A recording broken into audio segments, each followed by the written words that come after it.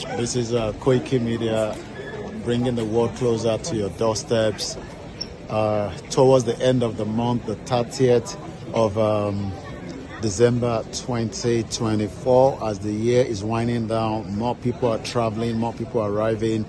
But we are here to receive again our father, the hero, Dr. Chief Sunday Igboho, that will be arriving into United Kingdom today, being, the 30th of December 2024. Mo kí gbogbo alẹ́ nǹkan sí bí ẹ bá wo ibi tí a wà ibi báyìí ló ń pè ní Stansted Airport, gẹ́gẹ́ bí gbogbo àti ṣe mọ̀ pé gbogbo gbàlá máa ń sọ fún wa pé irú nǹkan báyìí náà ni bàbá wa Dr. Chief Sunday Igboho náà fẹ́ kí gbogbo ọmọ Yorùbá kó láǹfààní àti lè rìnrìn àjò lọ síbi tó bá wù wọ́n kọ́dẹ̀ lè lọ without any restriction. But nígbà tí a wà nínú Nàìjíríà ò fún ọmọ Yorùbá ní ibi tí wọ́n lè wù wọ́n kó fẹ́ lọ UK ní wọ́n fẹ́ lọ all the European countries.